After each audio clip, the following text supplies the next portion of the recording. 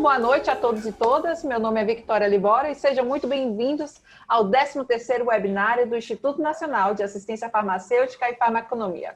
Desta vez, em parceria com a Aspen. Estamos ao vivo pelo Zoom e conectados pelo Facebook para discutir a importância da equipe multidisciplinar na segurança do paciente em uma UTI e contará com a participação de Elvis Maciel, intensivista e infectologista, médico diarista da UTI de cirurgia adulto e UTI clínica do Hospital Santa Isabel, e de Sayuri Yamashita, farmacêutica clínica da unidade de terapia intensiva COVID do Hospital Santa Isabel, especialista em farmácia hospitalar clínica pelo Programa de Residência Integrada Multiprofissional em Saúde do Hospital Universitário Professor Edgar Santos, na UFBA. E antes de começarmos, algumas instruções. Pelo chat, enviem seus comentários, enviem qualquer informação que queira contribuir com a gente aqui pelo lado. Pelo botão de Q&A, aqui embaixo, solicito que vocês enviem as suas perguntas. Assim, os nossos panelistas poderão observar e escolher como responder. Caso queira participar da discussão ao vivo, só utilizar a mecânica de levantar a mão ou raise hand. E aí, nossos panelistas irão identificar e autorizar a sua entrada no nosso debate. O webinário de hoje contará com a moderação do professor Lindenberg Assunção Costa, professor e pesquisador da Faculdade de Farmácia da Universidade Federal da Bahia e fundador do INAF, para quem passo a palavra. Boa noite, professor. O senhor sempre desliga esse microfone. Esquece de ligar. Porque vai deixar você falando mais à vontade, Victoria. Bem, pessoal, boa noite a todos. Eu queria, em primeiro lugar, agradecer aos nossos convidados que aqui estão, né, Dr. Elvis, intensivista, e Sayuri. Muito obrigado pela presença. Hoje a gente vai bater um papo, eles vão mostrar um pouco do trabalho, né, cotidiano de uma equipe multidisciplinar com foco na segurança do paciente em uma unidade de terapia intensiva.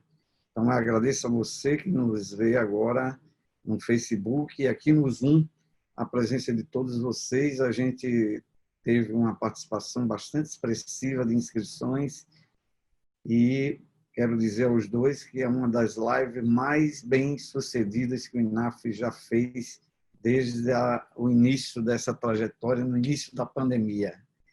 Então, como é de esperar, a gente sempre deixa nossos convidados bem à vontade. Vocês têm meia hora para expor o conteúdo de vocês e nas próximas meia hora a gente abre para perguntas e questionamentos, tanto da plateia quanto por mim e as pessoas que aqui estão no Zoom. Tá bom? Muito obrigado pela presença e eu passo a palavra para o nosso convidado, doutor Elvis, né, que vai começar. Doutora Sayuri. Doutora Sayuri. Então, Sayuri, é com você. Olá, boa noite. Fala um pouquinho de você e depois, doutor Elvis, a mesma coisa. Ok. Boa noite. Agradeço mais uma vez o convite do professor Lindenberg. Eu me chamo Sayuri Yamashita, sou farmacêutica clínica da Unidade de Terapia Intensiva Atual COVID do Hospital Santa Isabel. Sou farmacêutica clínica com especialização, né, na residência multiprofissional pelo UFBA, como a Victoria falou. Fui aluna do professor Lindenberg, aluna da casa, então é muito prazer estar aqui dividindo esse espaço com o Elvis, que é o meu colega, mestre, professor, incrível, que eu tenho o prazer de trabalhar diariamente com ele e aprender cada vez mais. Muito obrigada. Bem, eu fiz residência de infectologia há 20 anos atrás, em São Paulo, na USP. Trabalho com terapia intensiva desde então e atualmente no Santa Isabel há 10 anos como médico diarista de 2 unidades, né, adultos, as 2 unidades adultos, tanto cirúrgica quanto clínica. A gente só não estou basicamente na unidade de cirurgia cardíaca, na UCO, mas então a gente tem são unidades grandes, uma com 17 leitos, outra com 14 leitos e com uma rotatividade grande, de alta complexidade. Então, a gente tem trabalho difícil, uma experiência grande, aprendida ao longo desse tempo. Sayuri, eu tenho há menos tempo e é uma surpresa muito grata, uma aquisição excelente para a UTI. A gente não tinha, até há poucos anos atrás, o farmacêutico participando clínico ativamente da UTI. Isso enriquece demais a qualidade do trabalho, os resultados, né? E Sayuri é muito competente e fantástica no que faz, né? Vamos assistir uma aula dela que vai ser muito boa também, né? Obrigado. Oh, obrigada. Então, eu vou compartilhar aqui a tela da apresentação.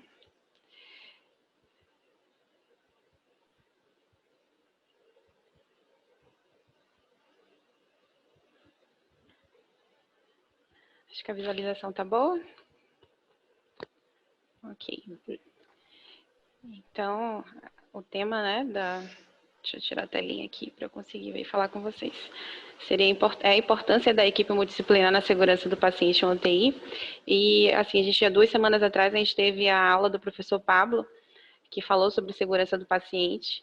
Foi explanado brilhantemente todos os conceitos e fundamentos de segurança do paciente. Então, para essa live de hoje, eu e a Elvis planejamos mostrar na prática o que acontece no momento que o paciente chega na UTI até o momento de sua alta.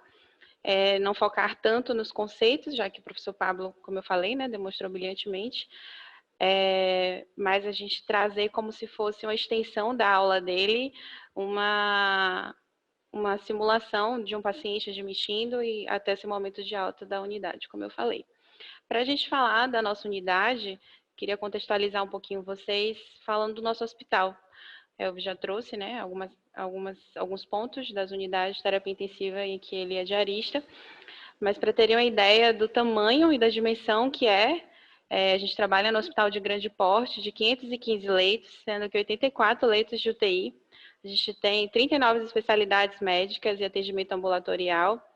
E um ponto importante, já que a gente está falando de segurança do paciente, é que é um hospital acreditado pela ONU nível 3, o serviço de hemodinâmica também tem certificação diamante, somos validados pelo RIMS e somos certificados pela Internacional Chemento.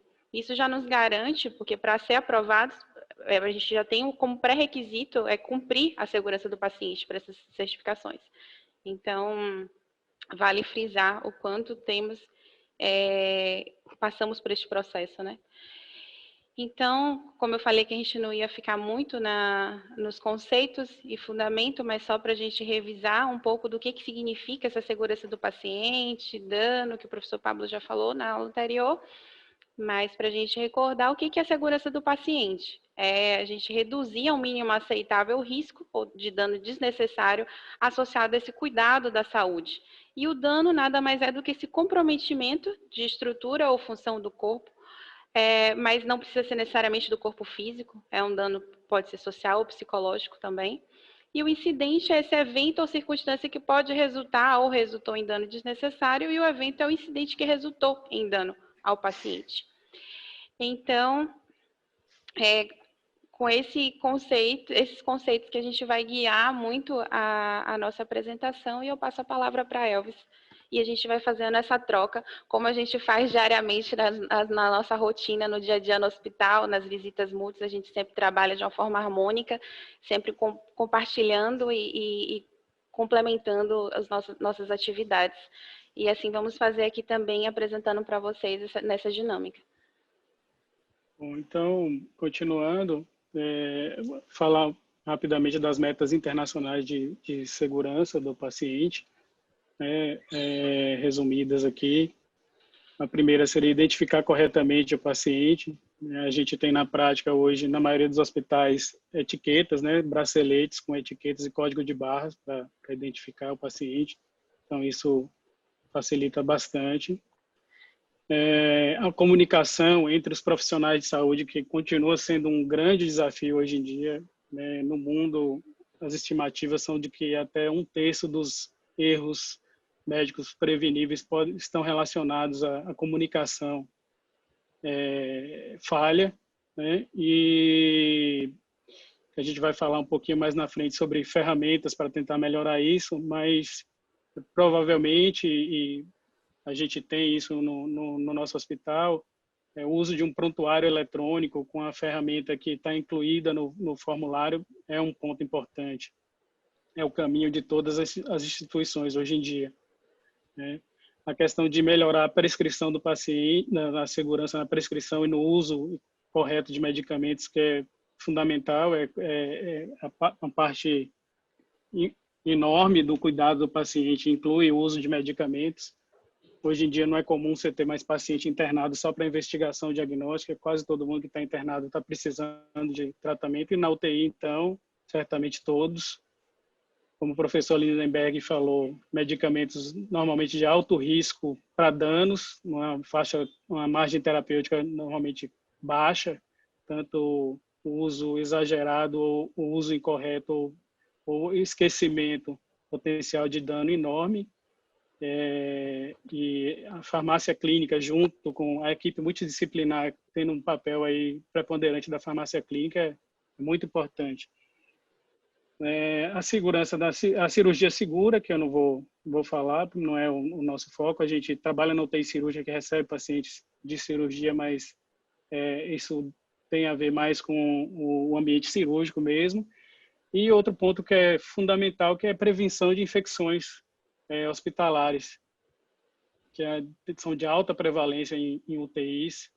A gente está vivendo um momento especial nessa pandemia que todas as UTIs no mundo têm verificado isso, um aumento enorme da quantidade de infecções relacionadas principalmente a dispositivos, ventilação mecânica, que é um uso muito frequente nesse tipo de pacientes com COVID, infecções relacionadas ao uso de catéteres venosos centrais, esse é outro ponto importante. E redução de quedas e úlcera por pressão, que também é um trabalho multidisciplinar, mas que a ênfase certamente é a enfermeira. Então, a gente vê aqui que é um trabalho multidisciplinar com algumas pessoas liderando um pouco mais o cuidado em cada um desses itens, mas que cada um tem o seu papel. Então, a comunicação é essencial entre todos, entre médicos e médicos, entre médicos e enfermeiras, enfermeiras, e assim por diante. Prevenção de infecção de todos, porque vai desde o momento de inserir o dispositivo, né? Por exemplo, um catéter central é inserido pelo médico, com a ajuda, normalmente, de um profissional de enfermagem, mas a maioria do cuidado pós a inserção, depois do uso desse catéter, é feito pelo profissional de enfermagem e o pessoal de laboratórios, coletadores de exame. Então, é um trabalho que certamente exige treinamento, dedicação e comunicação entre todos, né? Então, buscando, você pode encontrar essa informação em um destes apps. E nesse ponto, como o Sayuri falou, uma questão prática, uma apresentação prática, o paciente que a gente recebe na UTI, a maioria vem do pronto atendimento, da emergência, alguns de unidade aberta e, eventualmente, transferência entre unidades. Como a gente, Sayuri trabalha na UTI clínica, a gente não recebe praticamente pacientes no centro cirúrgico, mas no centro cirúrgico é o aporte principal de pacientes vem da UTI cirúrgica. Então, o paciente que chega de cada unidade, de cada uma dessas unidades, tem suas particularidades quanto aos riscos e as medidas que podem ser tomadas para evitar essas falhas possíveis em cada um desses pontos. Então, por exemplo, o paciente que vem do centro cirúrgico, normalmente ele já vem com a identificação que já foi checada mais de uma vez, já vem com dispositivos a maioria das vezes, e um ponto importante é a comunicação entre o médico que vai entregar o paciente e o médico e enfermeira que vão receber esse paciente na UTI, médico e enfermeira que vão passar e que vão receber. Então, esse é um ponto de alto risco de falha. E a gente tem no hospital uma ferramenta que é baseada no modelo SBAR, né? Que está incluída no prontuário eletrônico e é preenchida pelo médico e pela enfermeira no setor de origem, recebida pelo médico da unidade que vai receber o paciente. Esse tem que ver essa passagem de plantão e confirmar que foi visto, que foi entendido, né, porque não basta a informação estar lá, a informação tem que ser transmitida e de forma correta, né?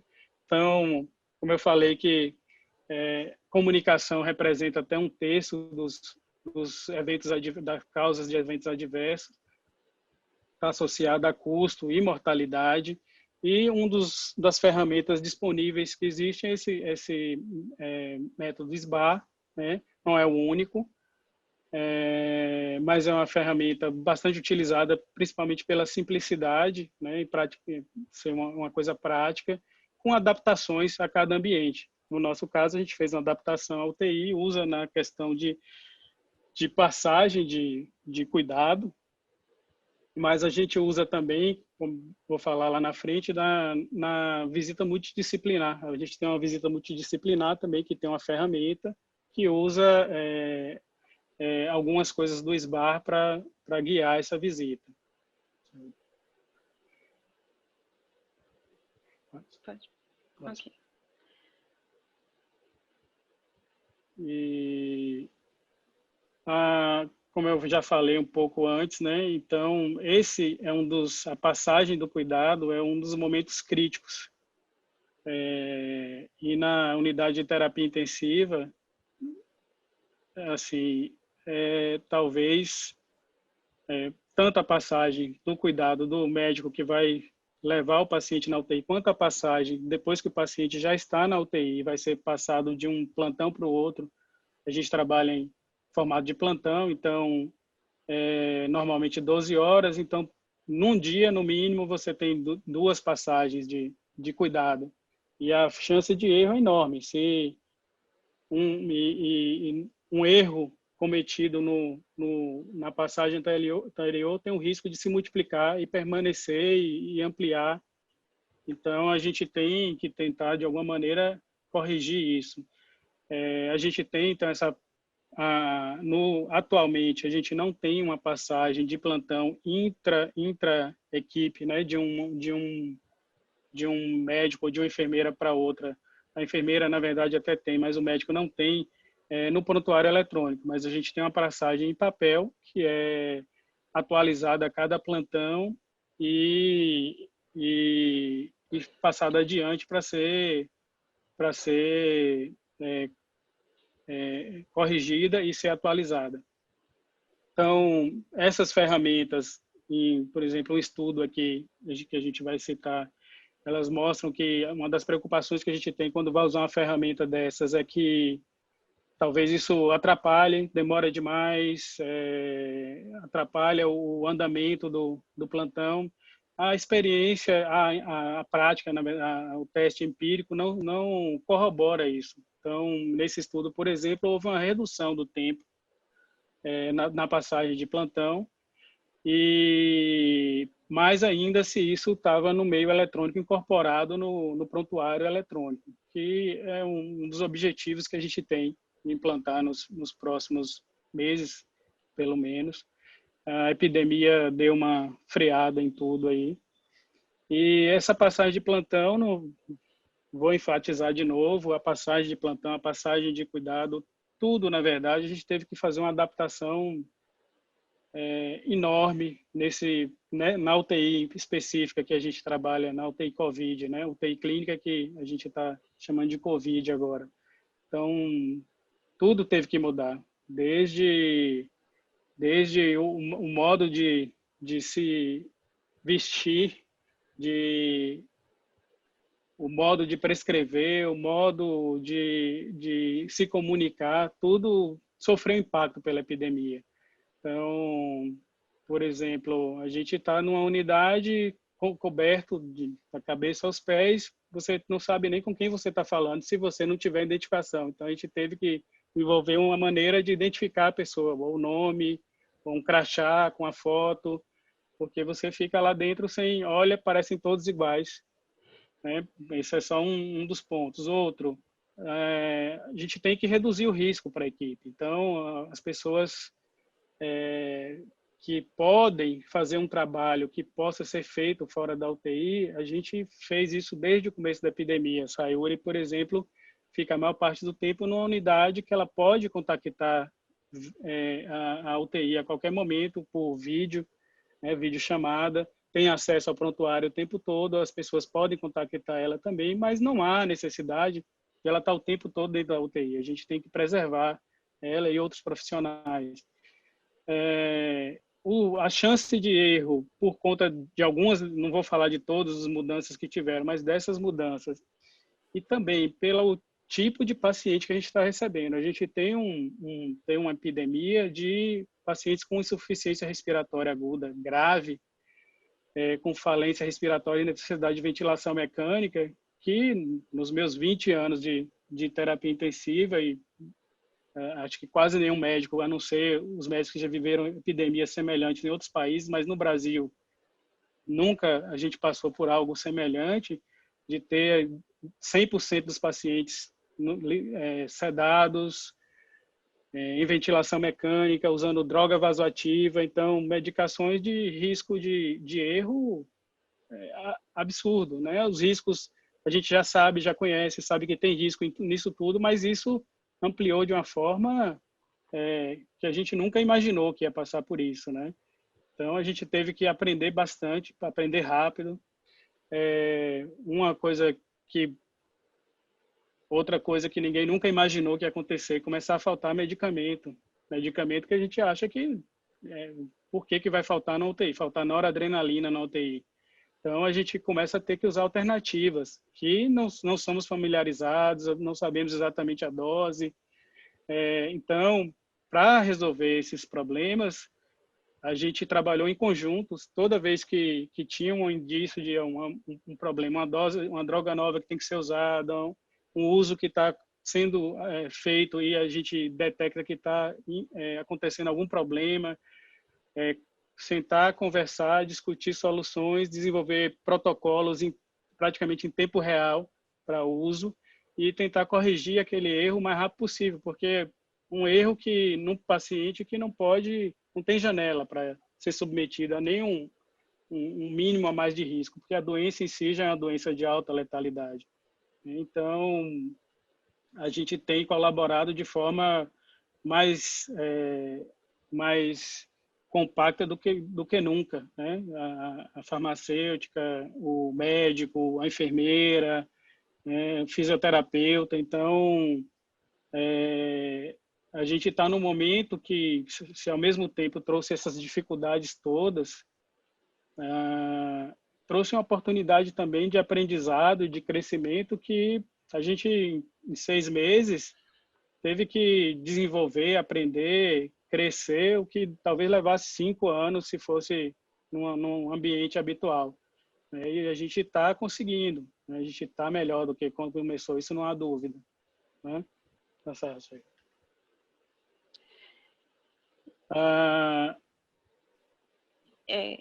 Agora é sua vez. Como a gente estava passando as etapas, né? Então, a gente falou da admissão do paciente, que ele chegou na nossa unidade.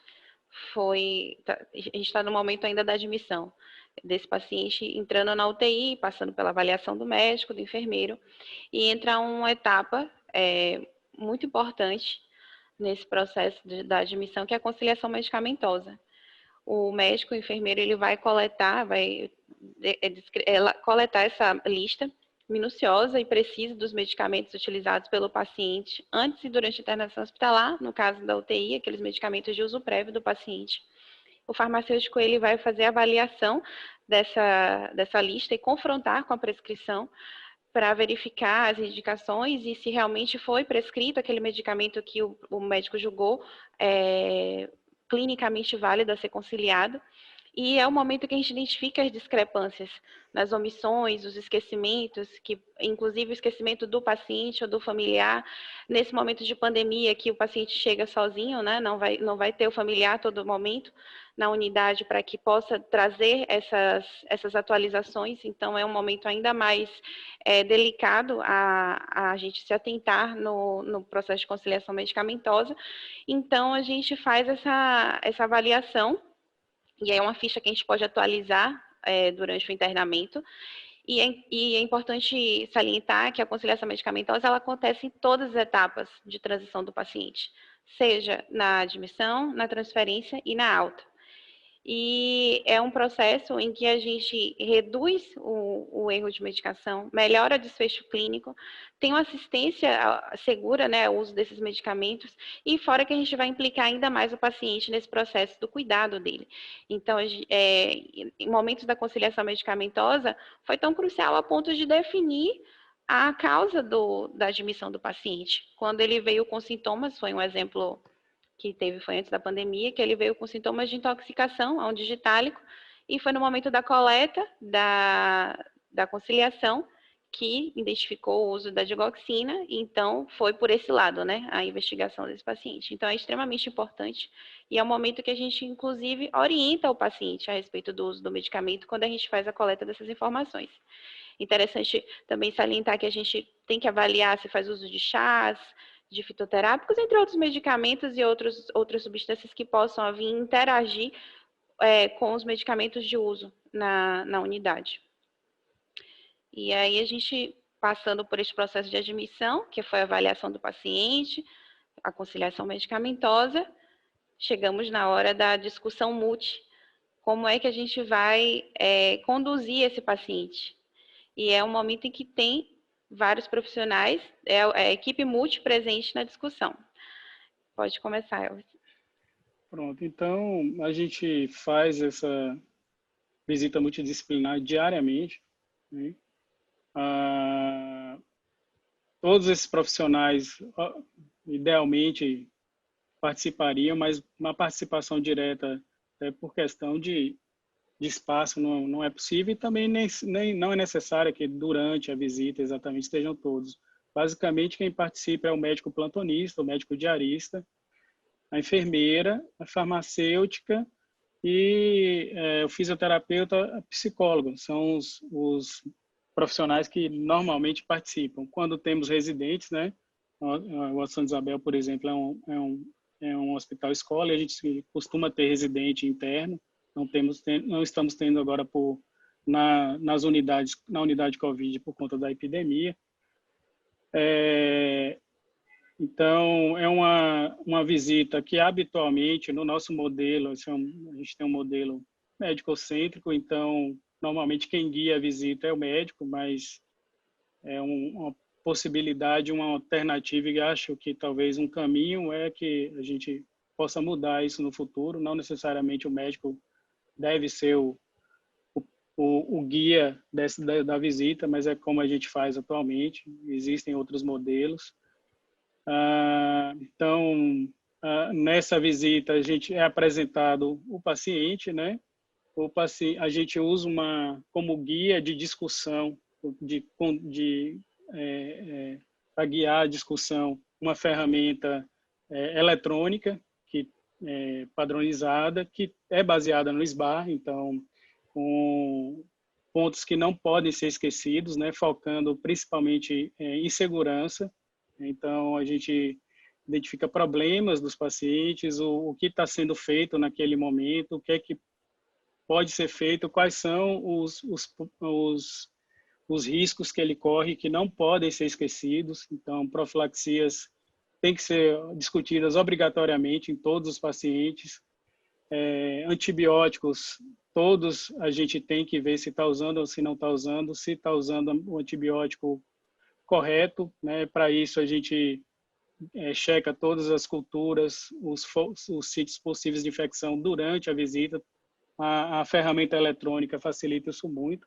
A gente tem disponível, ao mesmo tempo que está vendo a visita, está com o computador do lado e checando. O Sayuri faz isso com frequência, checa o resultado da cultura, qual antibiótico, qual a dose, já indica quais as mudanças sugeridas, se já passou do tempo de tirar o antibiótico. Outro ponto importantíssimo hoje em dia, que é o stewardship de antibióticos, né? O uso, antigamente, que a gente chamava de uso correto de antibiótico. Então, usar o antibiótico certo, pelo tempo certo, na dose, na via, e evitar riscos. Então, ao longo da visita, esses pontos são discutidos. O médico registra nessa ficha eletrônica o plano terapêutico, o registro, que é um formulário padronizado que se comunica com os formulários dos outros profissionais envolvidos. Então, por exemplo, se há uma conduta de ajuste de medicamento que eu marque lá na ficha, isso é visualizado por Sayuri, ou realização de um exame que está pendente, isso sai na ficha da enfermeira. Então, é discutido na visita, é checado, e isso é garantido que não vai se perder, porque há uma comunicação via prontuário eletrônico. Então, o prontuário eletrônico facilita muito. Dependente de algumas evidências que sugerem que a visita multidisciplinar melhora a qualidade do cuidado e os desfechos, não há dúvida para quem faz uma visita multidisciplinar que o resultado, a satisfação das pessoas é outra, né? Então, mesmo que não tivesse uma implicação enorme em termos de mortalidade, que talvez não seja, inclusive, nem o mais importante nesse caso, a qualidade do cuidado e a satisfação das pessoas que estão trabalhando claramente é beneficiada por esse modelo. Então, quem já trabalhou nos modelos antigos de visita em UTI, de visita em enfermaria e faz atualmente, certamente vai entender isso. Então, a gente faz diariamente na beira-leito, registrando ao mesmo tempo e checando os problemas e tentando resolvê-los ali mesmo. Se houverem alguns que não ficam pendentes, a comunicação continua e é feita depois. Então, deixa eu passar aqui. Nessa visita multi, como o Elvis falou, a gente tem a participação, né, da equipe multiprofissional, desses profissionais listados. A gente discute o paciente, avalia individualmente. No momento, eu, quanto farmacêutica, fico com a prescrição e todos os meus parâmetros de monitorização de segurança e efetividade vai ser avaliado. A gente discute dentro da equipe onde as condutas elas são tomadas de uma forma multi, como o Elvis falou. A gente tem um acompanhamento farmacêutico, tanto de unidades fechadas quanto de unidades abertas, elencadas daqueles pacientes críticos. E neste momento da avaliação da prescrição e desse paciente, a gente identifica os problemas relacionados a medicamentos, que a gente chama de PRMs, tanto os potenciais quanto os reais, e a gente consegue evitar, na maioria das vezes, que o dano e que aquela falha chegue até o paciente, porque é naquele momento em que está se tomando as condutas, a gente atua profilaticamente. A gente tem nesse projeto que Elvis citou, cada classe profissional tem sua evolução, seu projeto associado a um grande projeto terapêutico. Cada classe ela vai ter seu plano terapêutico que é associado a esse grande projeto.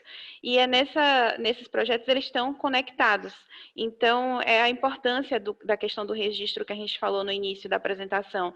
Não é um registro que se perde ou que fica preso dentro daquela classe profissional. É um registro que ele está compartilhado. Então, no momento que eu avalio a prescrição, avalio aquele paciente e sugiro um ajuste de dose de um antibiótico, por exemplo, eu faço a evolução no meu registro e ele está conectado com o registro médico que vai ler essa orientação e ele avalia, caso a gente não esteja discutindo junto, se será acatado ou não acatado, mas no momento da visita é o momento em que a gente consegue discutir verbalmente e já chegar a conduzir esses registros de uma forma mais efetiva, né, fechada. E a gente também faz a orientação como eu falei, né, não somente a equipe médica, mas a equipe de enfermagem, toda a equipe multi está associada. E desse registro que a gente retira nossos indicadores, que mais à frente eu vou falar. Elvis chamou bem a atenção sobre a estruturação da visita, porque no slide anterior, com aquela foto, a gente via a visita à beira-leito, que era no contexto antes da pandemia. Quando a pandemia chegou, como ele citou, alguns profissionais saíram à beira-leito, realmente não ficou lá dentro, mas a gente deu continuidade ao nosso processo do cuidado, a gente deu continuidade às nossas atividades, lógico, passando por uma reformulação. Então, a gente não deixou de estar junto com esse paciente. E nessa foto, exemplifica bem uma visita multi. Tem a equipe multidisciplinar e vestido adequadamente, porém, como Elvis falou, é irreconhecível. A gente não sabe, se não tivesse escrito até nas roupas, quem é o médico, quem é o enfermeiro, quem é o físio, mas saibam que estão todos aí presentes, fora os outros que não apareceram na foto. E eu aqui em cima, na sala, que a gente chama de central de comando, que é onde a gente tem essa comunicação efetiva dentro da UTI com a equipe fora. Inclusive, é essa que eu estou aqui presente, é a central de comando. Eu fiz questão de participar e apresentar daqui para vocês, para compartilhar um pouquinho desse espaço. E, assim, a gente tem esse contato por sistemas, né, eletrônicos de comunicação e tem o prontuário eletrônico, que é o nosso instrumento, né, do trabalho quando a gente está aqui fora da unidade. Então, a cada paciente, a equipe lá de dentro, no caso o médico diarista, o plantonista, o diarista que vai passando a visita todos os dias, ele leva esse computador móvel em comunicação comigo e a gente discute individualmente cada paciente. Ou seja, não houve essa perda da atuação do farmacêutico no cuidado do paciente quando a pandemia chegou. A gente readaptou este processo. Lógico que a gente teve algumas adaptações, né, que Elvis pode até explicar melhor do que eu, que seria a passagem de boletim médico, que é feito pelo telefone, que é feito aqui da central, e a importância dessa comunicação efetiva e segura, já que a gente teve que reestruturar, como ele falou, em outra conformação. Um ponto importante do SBA, que a gente trouxe anteriormente, que é esse registro de uma forma estruturada, como o Elvis falou.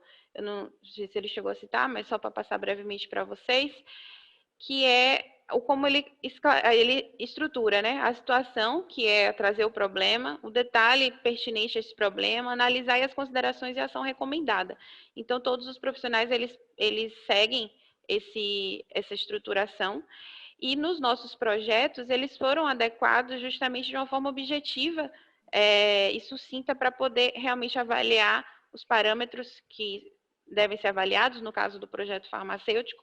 A gente tem o campo do registro da evolução do paciente, dos protocolos que estão sendo analisados, porque a gente tem protocolos institucionais de profilaxia de tromboembolismo, do controle glicêmico, de sepse, da síndrome coronariana aguda. Então, assim, a gente faz a avaliação, a gente verifica esses protocolos institucionais e tem registros estruturados e simples de checar, até para poder agilizar nosso processo de registro. Em relação à prescrição médica, então, só retomando o passo a passo. O paciente admitiu, fez a conciliação, a gente passou pela visita multi, avaliou esse paciente, agora o médico vai prescrever. A gente tem uma central de avaliação à prescrição, a CAP, que funciona 24 horas, que a gente recebe todas as prescrições de todos os pacientes internados no hospital, em média de 500 a 600 prescrições dia. A gente analisa tecnicamente as prescrições desses pacientes no quesito de dose, via de administração, tempo de infusão, frequência e duplicidade. E o farmacêutico que está no acompanhamento, no caso, nessa unidade de terapia intensiva, eu que estou lá, além de fazer essa avaliação, eu avalio a indicação, entre outros aspectos do paciente. E isso é importante realçar, porque 100% das prescrições a gente consegue avaliar antes da dispensação, o que promove mais uma barreira na segurança do paciente. A gente tem também a validação de medicamentos não selecionados, em que os farmacêuticos fazem de todas as prescrições que vêm com esses medicamentos não selecionados, a gente faz uma avaliação no quesito de validade, de acondicionamento, da segurança deste medicamento. E temos as práticas organizacionais obrigatórias, que foi um pré-requisito a uma certificação da Quemento, mas que a gente implantou como uma rotina mesmo, que tem algumas práticas em que a gente consegue ajustar prezando a segurança do paciente. Uma delas que eu trago como exemplo é a dos injetáveis, que a gente faz essa transição da via de administração de venoso para interal sempre que possível clinicamente, para reduzir os danos e os riscos associados a essa via de administração. E temos também como um suporte as nossas prescrições, bases de dados, como consultas aos farmacêuticos, a equipe multiprofissional para consultar. Criamos, o serviço de farmácia criou o guia farmacoterapêutico, tem informações de diluição do medicamento, de dose, de interação, de efeitos adversos, está disponível em todas as áreas de trabalho das unidades, ou seja, a gente tem uma fonte de informação segura para orientar os profissionais quanto à administração do medicamento, fora a acessibilidade à central, à farmácia clínica, para que a gente possa tirar essas dúvidas naquelas unidades que não têm o farmacêutico presente no acompanhamento. No caso da UTI, temos, mas a gente também tem à disposição a CAP 24 horas para as consultas. Então, como eu falei, a gente tem essa análise 100% das prescrições prévia dispensação, então o médico ele prescreve, cai para o enfermeiro apraz, cai para o farmacêutico avaliar essa prescrição e a gente faz a dispensação. Temos uma farmácia satélite dentro da UTI, o que neste momento da pandemia foi extremamente positivo, a gente já tinha antes, mas a gente reforçou quanto foi bom, porque evitou essa movimentação, esse ir e vir de material, de medicamentos de pessoas. Temos a dispensação por PDA, que é o Personal Digital Assistants, que é um palm top, em que a gente consegue rastrear seja o profissional que dispensou, que recebeu esse medicamento, o lote, a validade do medicamento, para quem paciente foi, a gente faz dupla checagem nesse momento da dispensação e da administração do medicamento para mais uma barreira do erro para prevenção de um erro. E é extremamente importante no quesito de prescrição, quando a gente fala de prescrição segura, porque como Elvis falou, a gente tem um prontuário eletrônico, o que já conta muito a nosso favor, por excluir possíveis erros de identificação do paciente, do prescritor, legibilidade, que foi uma coisa assim que a gente já passou por sérios problemas no passado, né? Quando não existia ainda prontuário eletrônico no mundo, era um dos maiores problemas de legibilidade, abreviaturas, sistemas métricos para dose, de não conseguir compreender se é uma miligrama, micrograma, traz uma informação mais clara e precisa da velocidade de infusão, diluição, tempo de infusão daquele medicamento, fora que um grande diferencial que conta a nosso favor são alguns alertas que chega tanto para a equipe médica quanto para a equipe multi no geral, que é se o medicamento é de alta vigilância, se é um medicamento associado a risco de queda, se ele faz parte dos critérios de BIAS, né, inapropriados para idosos, alergia, o paciente ele é alérgico a certo medicamento, já tem um alerta no prontuário e se por um acaso for prescrito aquele medicamento, ele recebe um alerta também que o paciente tem alergia a esse medicamento. O mesmo para a dose, se estiver fora da faixa terapêutica, uma sobredose, a subdose estipulada, ele sinaliza também. Temos alertas de frequência, de interação medicamentosa. Se um medicamento interage com outro, tem um alerta sinalizando que aquele medicamento interage com outro já prescrito. Temos interações do medicamento com o exame laboratorial. Então, aquele paciente tem uma hiponatremia, aquele medicamento é um potencial causador de hiponatremia, ele sinaliza também. As duplicidades terapêuticas também é sinalizado. Então, assim, as vantagens da gente ter esse prontuário eletrônico, essa prescrição eletrônica e a interface do sistema operacional com a base de dados, ele já favorece e facilita muito o trabalho, principalmente como grandes barreiras à prevenção desses erros. E também como suporte à decisão clínica. No nosso prontuário, ele aparece, né, em telas, né, a tela para o médico, a tela para o farmacêutico, esses alertas. E falando desses problemas relacionados aos medicamentos, ao PRM, eu trago como curiosidade que no momento da visita, né, que a gente pontuou, a gente faz algumas considerações, a gente discute e intervém juntos. Então, houveram intervenções antes da pandemia, que é esse quadro de fevereiro, quais eram as intervenções que o farmacêutico fazia junto à equipe? Quais eram as sinalizações? Era seguir esse padrão, mais ou menos, aqui, de via de administração, a dose, a frequência, precisava de um ajuste, acontecia uma duplicidade terapêutica, e sempre que a gente fazia essas intervenções, 98% eram acatadas. as 2% não acatadas, a gente girava em torno muito de uma condição clínica do paciente, ou uma solicitação de ajuste para renal, mas o paciente vai iniciar uma diálise, talvez não cabe agora, vai ajustar para diálise. Então, era nosso panorama, né, pré-pandemia. Durante a pandemia, eu chamo a atenção para a mudança desse perfil e como é importante a gente estar ali presente. Por quê? Vocês podem perceber que houve a mudança na primeira parte do gráfico, da via de administração e da dose. Houve um aumento de intervenção do farmacêutico referente a um ajuste de via. O paciente está com uma sonda e foi prescrito pelo via oral, por exemplo. A gente sinaliza no momento da visita essa discussão para que a gente não permita que isso chegue até à frente, né? Então, são essas discussões, esses ajustes que a gente vai avaliando junto com a equipe no momento da visita e a gente pondera.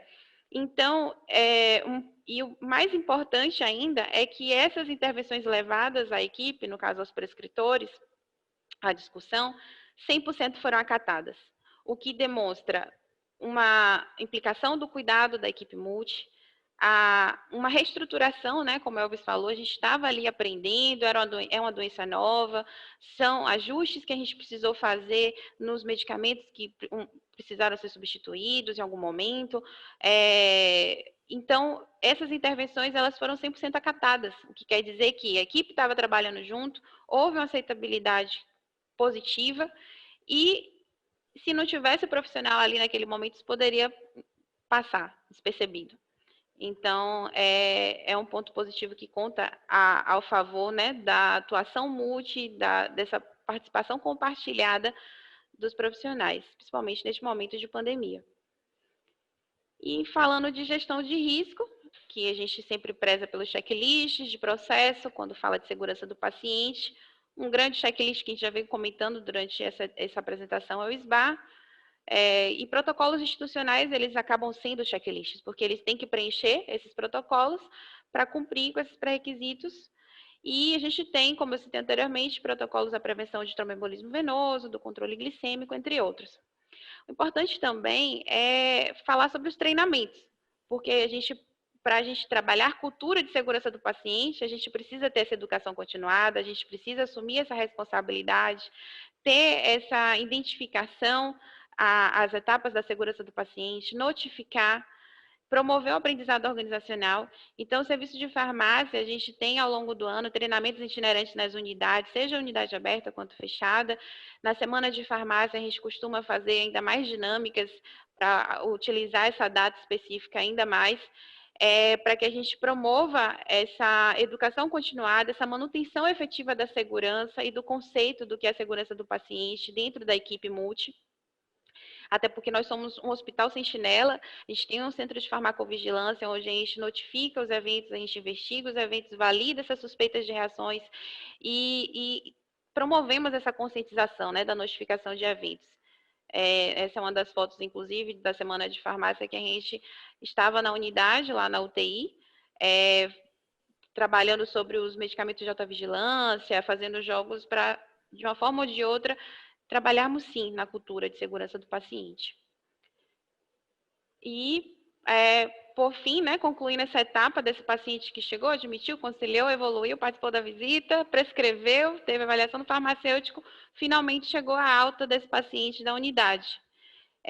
Como todas as etapas, há um registro no prontuário, segundo aquele projeto terapêutico que a gente sinalizou, as condutas são alinhadas, tem a passagem, né, do plantão, a passagem dessas instruções das condutas, fazemos a conciliação medicamentosa no momento da alta, que é extremamente importante para que a gente sinalize, tanto para o paciente quanto para a equipe que vai receber esse paciente, quais os medicamentos que a gente sugere que ele manteve o uso, fazemos uma orientação de alta, no caso da farmácia, seguindo alguns critérios, né, de orientação, mas a gente entrega folhetim informativo justamente para promover o uso racional do medicamento para esses pacientes, principalmente aqueles que estão utilizando medicamento de estreita faixa terapêutica, que necessita de um monitoramento mais ainda próximo. E no caso de pacientes em dupla segregação plaquetária, por exemplo, com uso de anticoagulante, a gente reforça muito essa orientação. E o mais importante é que esse momento da orientação de alta não é na alta do paciente na hora que ele sai. É um processo que a gente trabalha desde a sua admissão. A gente já trabalha a alta com aquele paciente desde o momento em que ele entra no hospital, justamente porque a gente percebe que é um trabalho de formiguinha, é realmente uma questão cultural, é a gente instruir aquele paciente, identificar as incompreensões, o que ele não compreendeu do tratamento, é um processo que é construído junto com o paciente, entendendo suas questões sociais, emocionais, enfim, é um conjunto, é uma equipe que trabalha visando isso e a promoção do uso racional do medicamento, mas a continuidade do cuidado. Esse exemplo dessa foto especial que eu trouxe foi antes da pandemia, é um paciente com deficiência visual que estava na nossa unidade. Ele passou por uma série de procedimentos, polifarmácia. Antes do internamento, ele utilizava alguns medicamentos por conta própria, mas ele já, mesmo com a deficiência visual, ele conseguia administrar esses medicamentos. Mas quando ele internou, por conta de algumas cirurgias, ele saiu em uso de mais medicamentos. E um grande desafio para a gente foi como um paciente com deficiência visual vai manter o uso adequado desses medicamentos. Como ele vai, a adesão ao tratamento foi muito trabalhada. E foi trabalhada desde o momento que ele saiu com desse procedimento, com a previsão de que iria utilizar esse tratamento. E quando a gente descobriu, o maior desafio ainda é que o acompanhante, que era quem poderia administrar o medicamento para ele, também era deficiente visual. Ou seja, nenhum dos dois teriam, assim, não saberiam utilizar aquele medicamento porque não era de uso prévio. Então, foi um trabalho que a gente fez de orientação de alta com o familiar e com o paciente, o que mostra que esse acompanhamento não é só do paciente. A gente também tem que trabalhar o familiar e o acompanhante. E a gente criou uma caixinha com textura para que ele pudesse perceber quantos medicamentos, quantos comprimidos ele iria utilizar daquele medicamento, em que momento do dia, se era de manhã, de tarde, de noite, mas o mais importante é que foi construído com ele. Ele que disse qual o espaço da caixa, como ele acha mais confortável e como faz mais sentido para ele essa conformação, para que assim esse cuidado pudesse ser estendido. Então, a gente dentro desse contexto multi, mas acima de tudo, numa visão que a gente tem, é prezar pelo cuidado do paciente além, extramuros do hospital e extramuros da unidade de terapia intensiva, porque esse paciente saiu da unidade fechada, foi para a unidade aberta e a gente manteve a orientação. O farmacêutico que estava na unidade aberta manteve esse processo de construção de alta com esse paciente até realmente o momento da alta dele do hospital. Elvis, gostaria de complementar alguma coisa nesse momento? Não. Da alta? Ok. Isso. E é isso. A gente agradecer ao convite do professor Lindenberg, agradece a INAF, ao Hospital Santa Isabel, ao Serviço de Farmácia do Hospital, representado pelo nosso gerente Rafael Castro e a minha coordenadora Cristiane, que realmente abraçou esse convite, essa live e promoveu tudo isso. Agradeço aos colegas de farmácia e a unidade da UTI Clínica, a UTI Cirúrgica, a equipe de Dr. Edson Marques, que é quem promove todo esse cuidado e tudo isso que a gente está conseguindo fazer. E agradecer ao professor Lindenberg pelo convite e a Elvis por estarmos juntos aqui. Eu que agradeço por ter me convidado. Muito bem, ó, excelente apresentação, assim, ficou bem claro a importância da interação de uma equipe muito profissional dentro de um setor tão crítico que é a UTI. Eu tenho uma pergunta aqui, a gente vai abrir para as perguntas, já tem algumas. Eu gostaria de saber o seguinte: quais são os medicamentos mais envolvidos com problemas de segurança na UTI? Que classe farmacológica a gente está falando? É antibiótico? É anestésico? E qual potencialmente mais, digamos assim, perigoso do ponto de vista de gravidade se ocorrer um erro, né?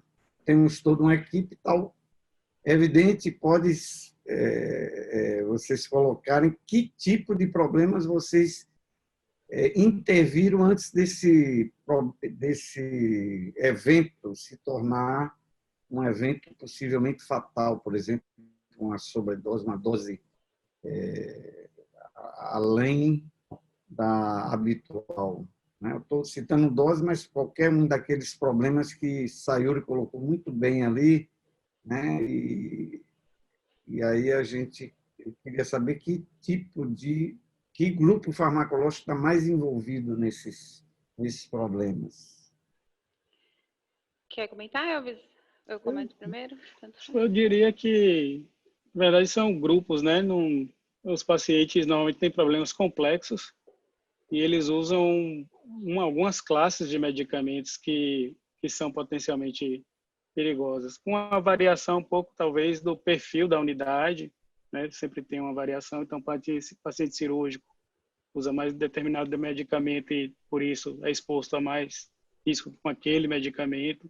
Mas, de maneira geral, um paciente grave em terapia intensiva, com frequência está exposto a anestésicos, sedativos, analgésicos potentes, né? Opioide é um uso comum, frequente e de alto risco, né? Então, opioide certamente é um problema.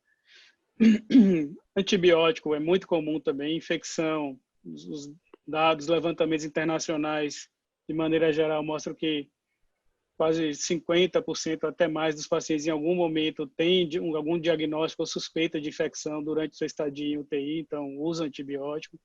Nessa epidemia, quase que 100% dos pacientes usaram antibiótico em algum momento, mesmo sem ter infecções comprovadas. E medicações com efeito vasoativo, drogas vasoativas, né? Noradrenalina, dobutamina, nitroprusiato, então, vasodilatadores, né, arteriais potentes, venosos. Então, esse tipo de medicamento, geralmente, essas classes são as que mais se preocupam e que é fácil de ocorrer erro.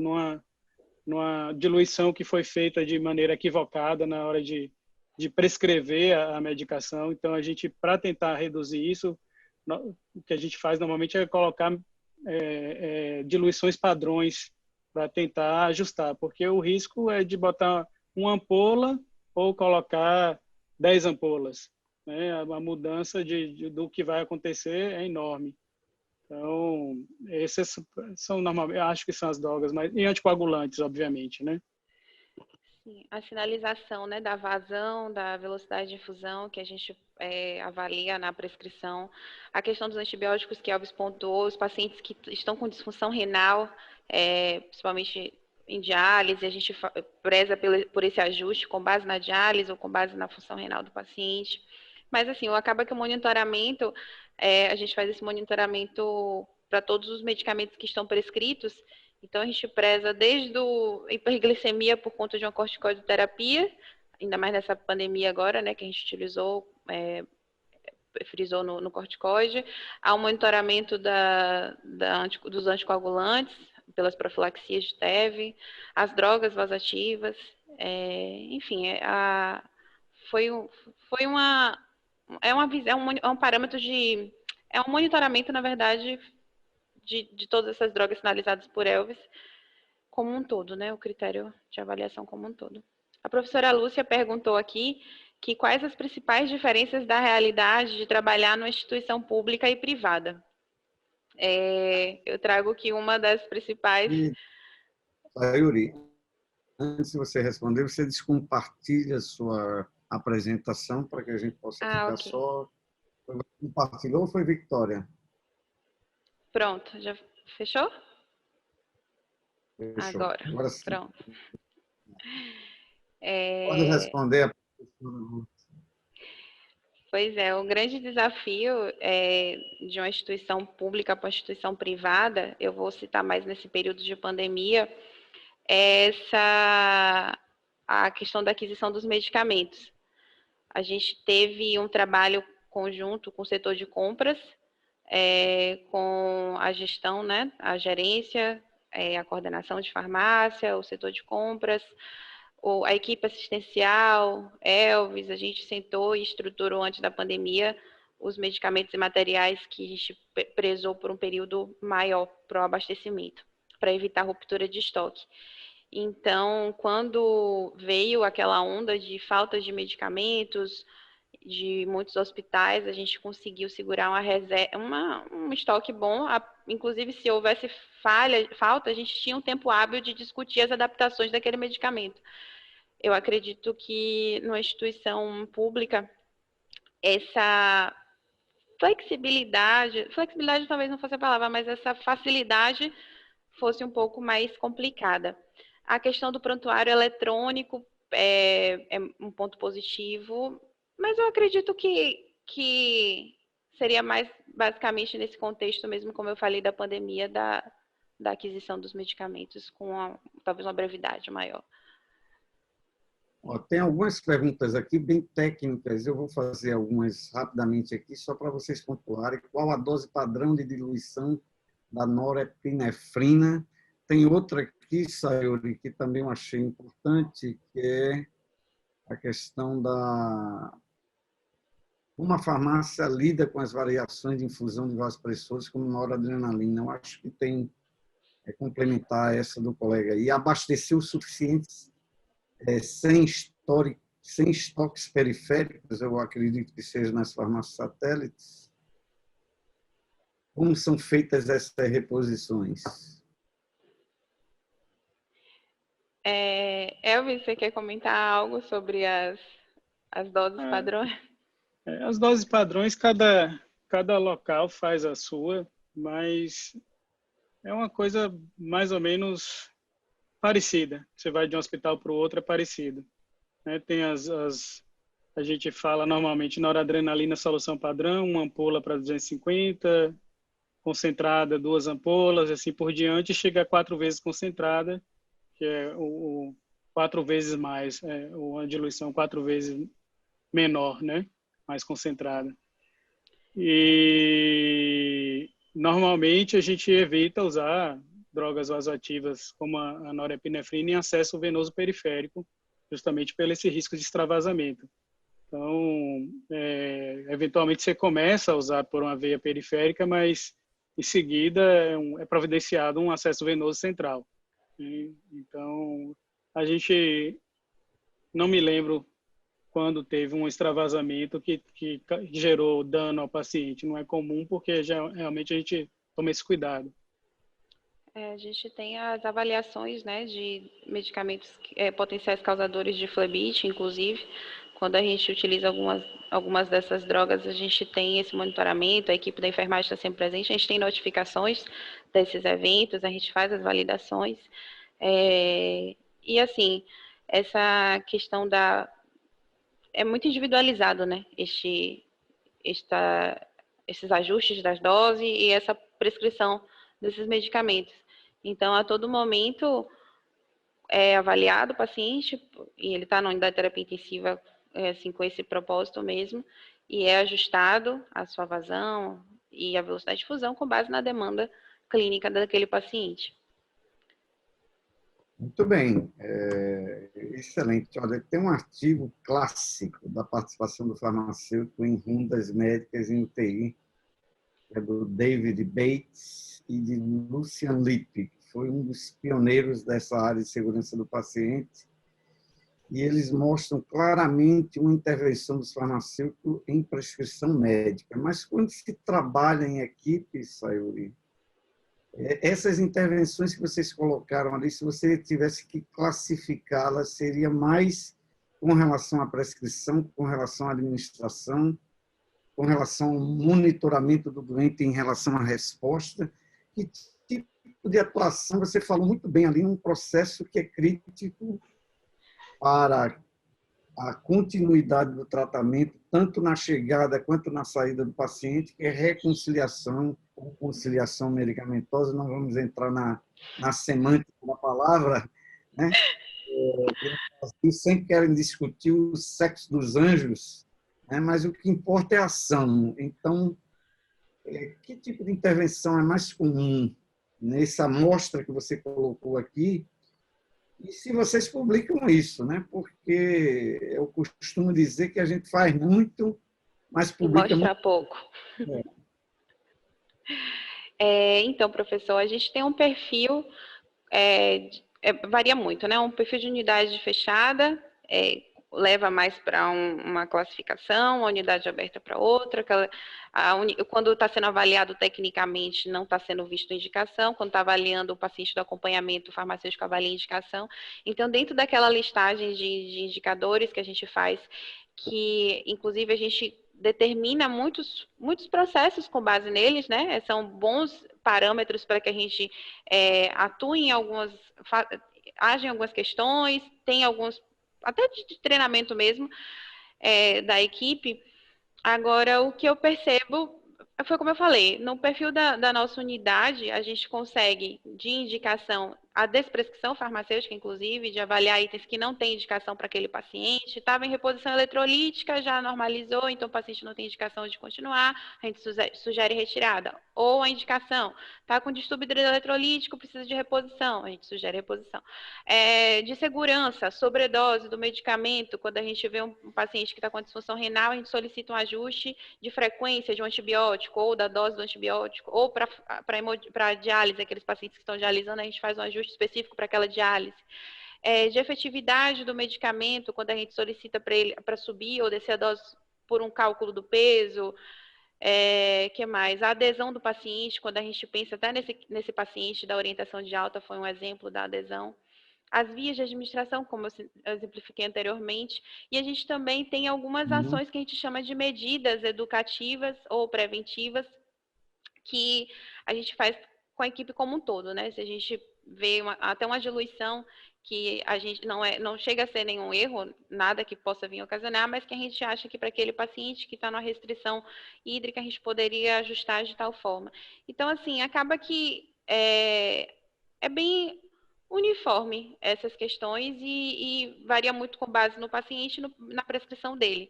E a gente trabalha muito junto, né, Elvis? Assim, principalmente hoje, com a pandemia, quando o Elvis vem aqui para a central de comando, que ele passa a visita, a gente discute paciente por paciente na visita e aqui fora a gente ajusta as prescrições, justamente com base nessa discussão nossa.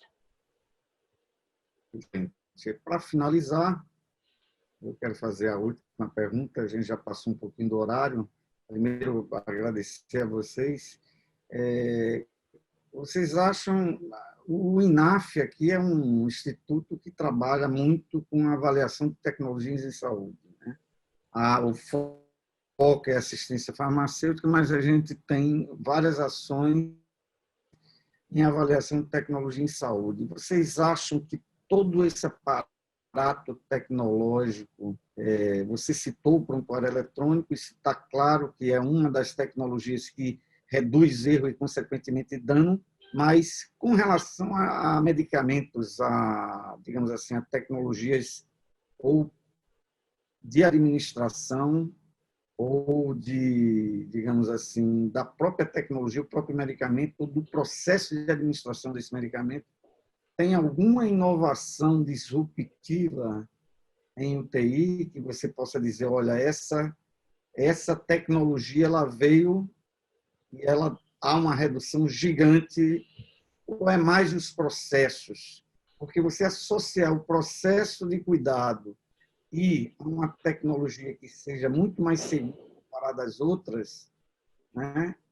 Isso é uma coisa bem-vinda. Então, tem alguma questão com relação a essa utilização de tecnologia? Eu acho que tem essa interface com as bases de dados que eu sinalizei anteriormente. Como o prontuário eletrônico ele está conectado a essa base de dados, ele apoia a decisão clínica e ele também favorece, agiliza o nosso trabalho quando ele já consegue interligar a condição do paciente e as informações do medicamento, o exame laboratorial, a característica daquele medicamento para aquele paciente. Então, isso sim foi um grande ganho. Vocês têm pulseira eletrônica aí? Não. Como? A leitura sim. código-barra da pulseira eletrônica. Sim. Isso é uma tecnologia. Também. Né, usada. A outra é, por exemplo, bombas de infusão, né? Ou produtos que vocês têm problemas, por exemplo, que você colocou, né? Ou esse é feito porque é o que é dentro da pergunta que a professora Lúcia colocou, né?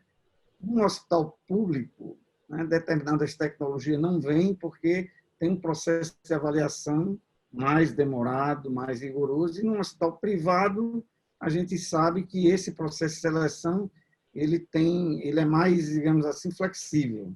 Existem tecnologias, digamos assim, independente do produto, eu não quero ser mais disponível, porque o ser eletrônico, não sei nem se os hospitais públicos têm, né? Mas isso é uma intervenção que foi utilizada na redução de erro que comprovadamente tem resultado, né? Sim. Porque é um processo de identificação fantástico. Com relação à administração de medicamentos, que é uma área crítica, e está na segunda hierarquia no número de erros e causa de dano, e a última etapa que o paciente tem. Tem alguma novidade? Ou... A gente faz esse do QR Code, como o senhor falou, a gente faz a dupla checagem dos medicamentos, inclusive aqueles medicamentos de alta vigilância, a gente utiliza esse código, o PDA, né, que eu falei, o Personal Digital Assistant, que é um Palm Top, que a gente utiliza, tanto na dispensação do medicamento, a gente faz a leitura do código do QR Code, todos os profissionais têm esse QR Code aqui, como vocês podem ver, então no momento da dispensação, até o fisioterapeuta que ele utiliza também esse QR Code para pegar algum medicamento na farmácia, o técnico de enfermagem, o enfermeiro, então ele, esse PDA, ele bipa o medicamento e identifica também quem foi o profissional e inclusive bipa a pulseira do paciente para identificar no momento da conferência, se aquele paciente mesmo que foi prescrito aquele medicamento, com base no que está no nosso prontuário eletrônico. Então, foi prescrito para aquele paciente, então vai bipar a pulseira do paciente para confirmar, faz uma dupla checagem também do medicamento, do que foi prescrito, da dose. Então, é uma grande barreira, até para não administrar o medicamento no paciente errado. Muito bem. Doutor, quer acrescentar alguma coisa? Em geral, não. Assim, tem muita tecnologia nova para chegar aí. Para a gente, acho que não chegou muita coisa ainda, principalmente de interface entre monitor, prontuário eletrônico, bomba de difusão, monitor. Então, os dispositivos, os aparelhos que a gente usa vão começar a se conversar mais com tecnologias sem fio, né, wireless. A gente tem alguma coisa ainda, mas é pouco. Por exemplo, hoje a glicemia capilar é medida e o funcionário mede, ao mesmo tempo ele já é lançado no prontuário eletrônico, o valor da glicemia capilar, sem precisar alguém digitar. Então, você já tira uma fonte de erro, é medida e jogada. Os dados vitais dos monitores agora também, a gente já tem uma interface, então os dados vitais são capturados do monitor direto para o prontuário, não precisa uma pessoa anotar e anotar de novo, que tem uma fonte frequente de erro. Isso com certeza vai aumentar, muitas outras coisas vão vir nesse sentido. A gente tem, com relação ao uso mesmo de medicação, tem pouca coisa, mas acho que esse tipo de segurança vai acontecer também, você está com um monitor mostrando a pressão elevada e você usando uma vazão de noradrenalina, o aparelho vai lhe dar um alarme ali.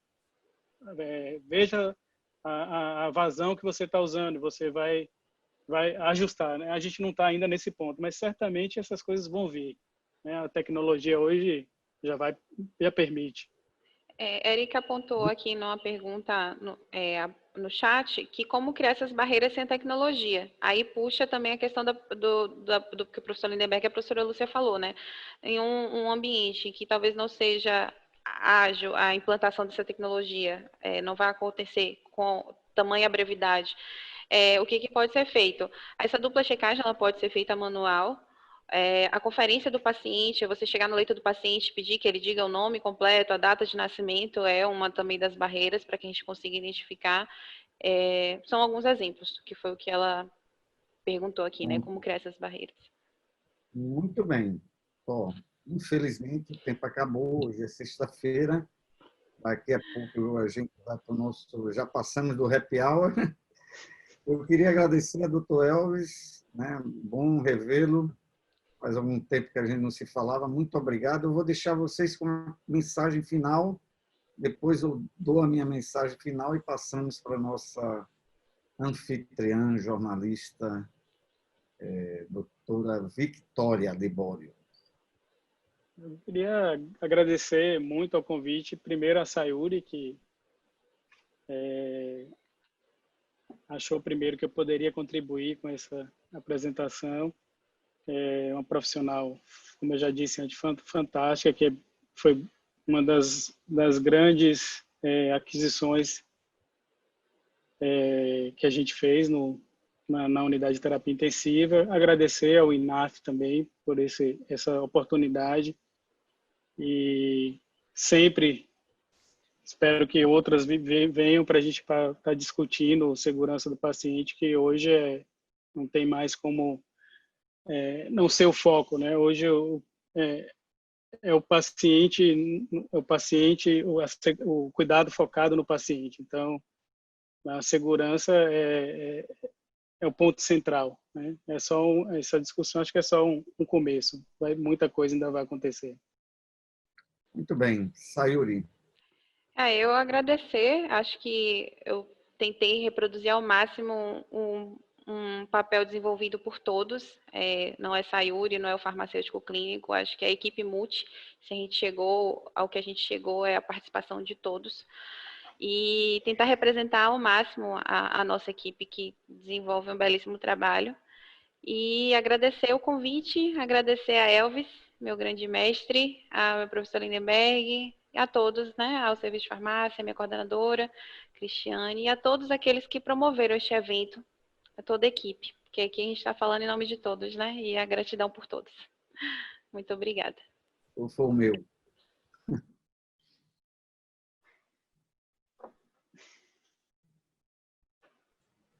Bom, pessoal, chegamos ao fim. O professor Lindenberg travou. Retornou agora?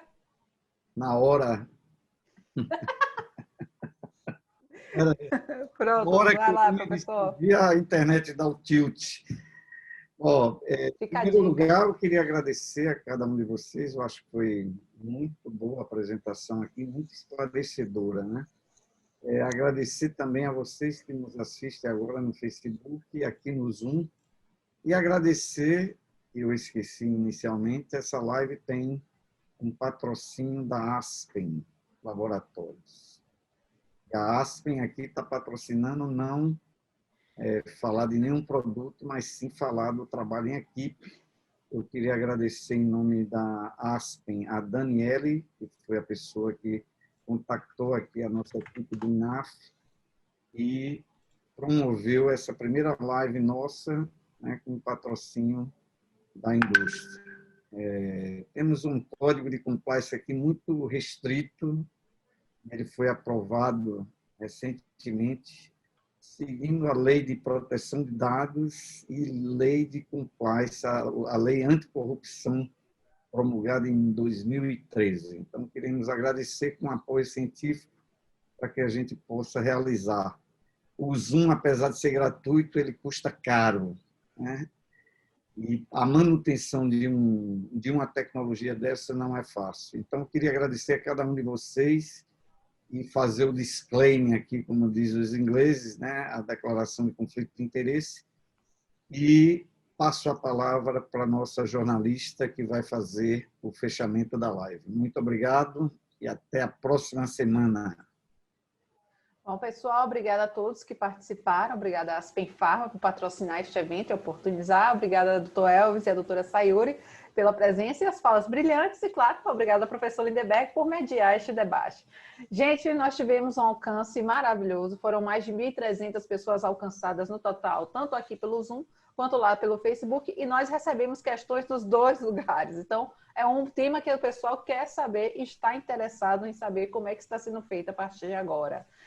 E aí fica aqui meu recado e meu convite também para vocês conhecerem as ações do Instituto Nacional de Assistência Farmacêutica e Farmaconomia.